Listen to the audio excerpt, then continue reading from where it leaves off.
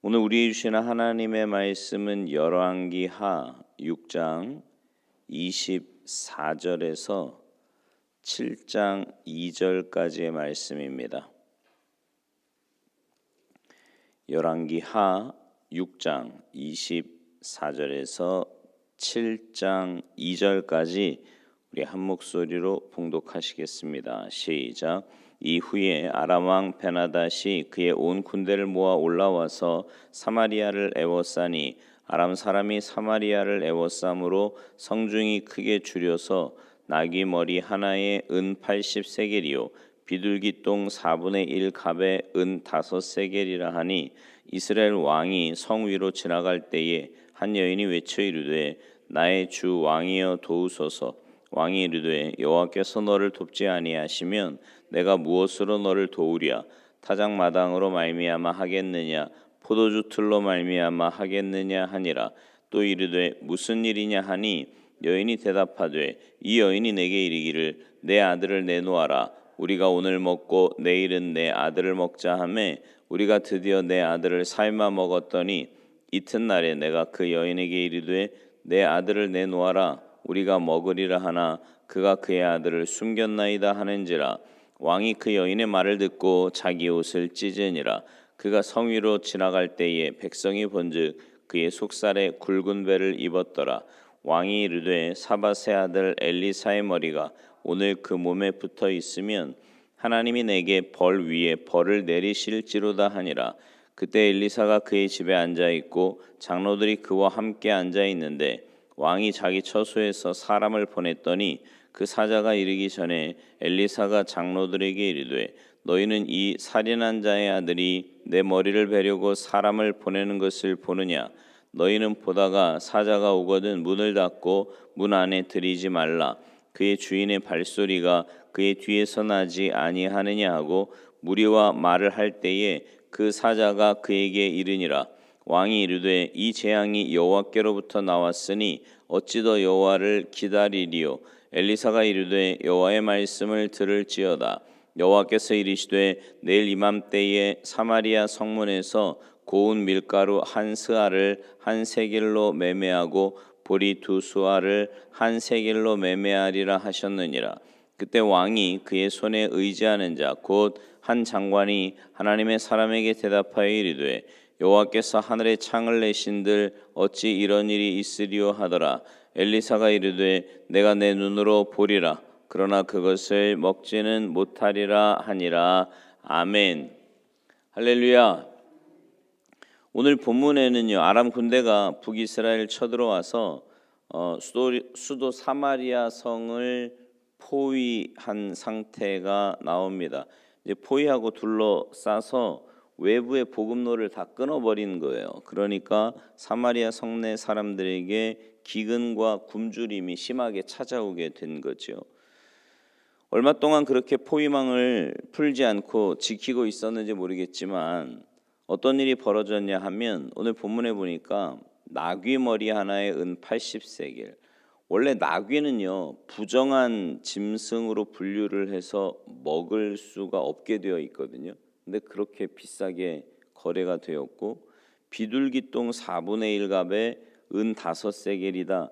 여기 비둘기 똥이 뭐냐면 아니 무슨 비둘기 똥을 뭐 하려고 그러나 이렇게 생각하실 수 있는데요. 이게 뭐냐면 합분태라는 건데 집비둘기 합자하고 똥분자에 콩태자입니다. 그러니까 뭐냐면 왜 이렇게 콩을 추수하고 나서 전혀 상품 가치가 없는 이렇게 다 썩어 문드러진 그런 콩 있잖아요. 그런 걸 모아놓고 이제 비둘기 똥 합분태라고 불렀는데 왜냐하면 모양이 비슷하니까요. 네. 근데 그런 썩은 콩들조차도 도저히 돈 주고 구할 수 없을 만큼 물자가 부족한 상태가 되었다는 겁니다. 그러니까 성 안이 지금 굉장히 심각하고 얼마나 굶주려 있는지를 잘 보여주는 거지요. 근데 그렇게 너무 힘든 상황에서 여호람 왕이 성을 걷고 있는데 한 여인이 왕 앞에서 도움을 청하면서 정말 기가 막힌 말을 합니다. 하루는 내 자식을 내서 같이 잡아먹었는데 다음 날은 자기 이웃이 분명히 같이 잡아먹자 해놓고 안 내놓는다는 거예요. 그러니까 자식을 먼저 내준 여인은 자식을 먹었으니 뭐 제정신이겠습니까? 완전히 정신이 나간 건데 이 같이 먹은 여인은 이제 배가 부르고 나니까 정신이 돌아온 거죠. 자기 자식은 내놓을 수가 없는 겁니다. 얘기를 듣고서 왕이 그동안 참고 기다리다가 이제 피가 막 거꾸로 솟는 겁니다. 그래서 엘리사를 죽이겠다고 자객을 보냅니다. 그리고도 분이 안 풀려서 자기가 그 죽음을 확인하려고 그 자객의 뒤를 쫓아오지요. 그만큼 이제 왕이 분통이 터졌다는 말이에요. 근데 왜 이런 상황에서 엘리사를 죽이려고 했을까요? 예전에 아람 군대가 이제 엘리사를 죽이겠다고 왔을 때 이렇게 다 눈 멀게 한 사건 기억나시죠? 그때 아람 군대를 다 돌려보내 주잖아요, 그죠? 잘 먹이고 입히고 이래가지고 돌려준단 말이에요.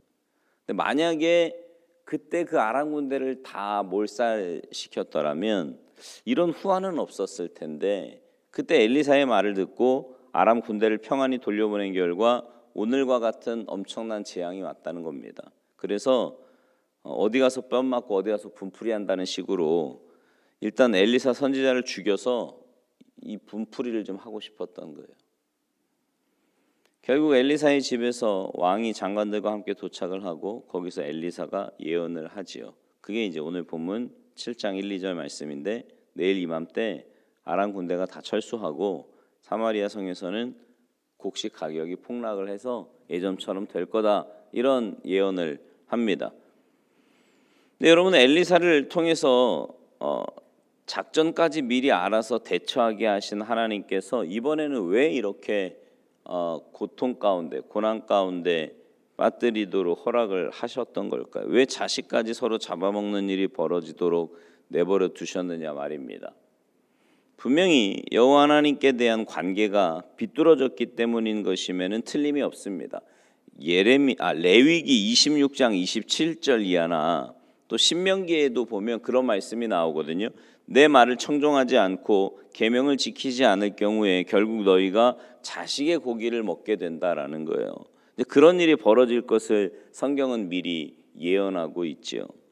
여러분 이렇게 기근 중에 자기 자식까지 잡아먹는 여인을 보면 또한 징계를 당한 상황에서 엘리사 선지자를 죽여서 분풀이하겠다는 왕의 모습을 보면 모두가 스스로 살려고 발버둥치는 모습임을 보게 됩니다. 그러니까 심하게 말하면 살기 위해서 발악을 하는 거예요. 근데 그러면 더 심하게 망하게 됩니다. 여러분 엘리사 죽이면 해결이 됩니까? 엘리사가 죽으면 아람 군대가 다 물러가나요? 말도 안 되는 거죠. 근데 뭐 그런 모습. 본문의 상황을 이제 비슷한 그 상황으로 보면 사르밧 과부의 기근과 비교해서 한번 생각해 보십시오. 기근이 3년 반이에요. 그때는 더하면 더했지 덜하지 않았을 것 같거든요. 3년 반이면 기근이. 근데 사르밧 과부는 마지막 가루로 음식 만들어 먹고 죽으려고 했는데 그러다가 그 남은 가루 한 움큼마저 엘리야 선지자에게 줍니다. 나 이거 먹고 죽으려고 했는데 자기가 먹지 않고 만들어서 줘요. 그럼 뭐예요? 뭐 이제 어차피 죽는 거잖아요. 이거 먹고 죽으나 그냥 죽으나 죽는 건데 그래 죽으면 죽으리라 이러고는 만들어 준 거죠. 자, 이게 포인트입니다. 하나님이 죽음으로 나를 몰아가시면 그 죽음을 그냥 순순히 받아들이면 돼요. 근데 이게요 말은 되게 쉽거든요. 근데 이제 내 상황으로 딱 오면 그렇게 되기가 쉽지가 않습니다. 사르밧 과부가 그랬다는 거죠. 그리고 죽으면 죽으리라 그러고 나아갔어요. 그랬더니 구원이 임했습니다. 근데 사마리아 성 사람들은요 그러지 않아요. 살려고 발버둥을 칩니다. 그러다가 정말 완전히 갈 때까지 간 거 아닙니까? 최악의 상황까지 간 거지요. 막판까지 가서 겨우 구원을 받긴 했지만 아예 처음부터 순순히 그 죽음을 받아들였더라면 아람 군대가 더 빨리 물러갔을 겁니다. 더 빨리 구원을 받았을 거라고. 오늘 본문의 여호람 왕이 죽기로 자기가요. 우리가 하나님 앞에서 정말 잘못했음을 깨닫고 죽기로 작정을 했다면 엘리사에게 그런 분풀이를 하려고 했겠습니까? 오히려 겸손히 하나님 앞에서 회개했겠죠. 지금 이 사마리아 성 사람들은 하나님이 죽으라고 주신 상황에서 자꾸 살려고 발버둥을 칩니다. 먹을 게 없으니까 평소 안 먹던 나귀머리, 썩은 콩도 모자라 이젠 자식까지 잡아먹어요. 만약에 사마리아 성 사람들이 빨리 죽으려고 결심을 했다면, 그래서 사렙다 과부처럼 이제는 죽겠습니다, 그랬다면 아마 하나님께서 아람 군대를 빨리 돌아가게 해주셨을 겁니다. 우리 중에도 가만 보면 작은 매를 맞고도 빨리 돌이키는 사람이 있는가 하면, 작은 매를 맞으면요 눈도 깜빡 안 해요. 또 웬만한 매를 맞아도요 끄떡없습니다. 그러다가 완전히 큰 매를 맞아야 비로소 울며 불며 돌이키는 사람이 있습니다. 어떤 어려운 상황이 닥쳤을 때, 그러니까 여러분 저는 그렇게 생각하거든요. 이게 지혜라는 게 뭐냐면, 성경에도 그렇고 하나님이 말씀하시는 지혜가 뭐냐면 영적인 분별력이거든요. 그러니까 영적인 분별력은 눈앞에 왜 이렇게 평상시와는 다르게 조금 어려운 상황, 혹은 마음이 불편한 상황, 혹은 뭔가 좀 용납하기가 조금 어려운 상황들이 눈앞에 펼쳐지면 뭔가 하나님이 내게 주시는 사인이 있는 거예요. 깨달으라고. 근데 그 사인을, 아까 제가 그런 표현 썼잖아요. 작은 매, 보통 매, 큰 매, 이런 표현을 썼는데, 그러니까 작은 매라는 거 뭐냐면 그런 거죠. 이렇게 상황이 좀 불편해요. 힘들어. 근데 마음이 편하지 않아. 그런 상황에서 뭔가 하나님이 내게 주시고자 하시는 사인을 깨닫는 겁니다. 그리고는 하나님의 말씀을 찾는 거예요. 하나님의 뜻을 찾는 거죠. 그리고는 믿음으로 순종하는 겁니다. 여러분 이렇게 살면요 우리의 삶은 굳이 큰 매까지 안 가도 결국 하나님이 그런 상황을 허락하시는 이유는 뭐겠어요? 우리로 하여금 주님을 닮아서 천국 백성 되게 하시는 거 아니겠습니까? 여기서의 삶은 영원한 삶이 아니에요. 여러분이 뭐 누구 말 맞다나 막 9988 이래가지고 막 늦게까지 건강하게 살든 어쨌든 가. 그죠? 어쨌든 간다고. 그러면 여기서의 삶은 뭐냐면, 물론 오해하지 마십시오. 갈 거니까 여기선 대충 살아, 그런 뜻이 아니고 하루하루 하나님이 내게 맡겨주신 일에 최선을 다하고 믿음으로 사는 거지만, 그 믿음으로 사는 삶에서 눈앞에 보이는 상황들 가운데 제가 아까 그런 표현 썼잖아요. 죽지 않으려고 몸부림친다는 건 내가 주인이 돼서 내 자아가 살아있는 거예요. 그래서 내 생각대로 내 계획대로 그렇게 이루어져야 돼. 근데 여러분 이게요 얼마나 위험하고 힘든 거냐면 그렇게 안 될 때가 훨씬 더 많거든요.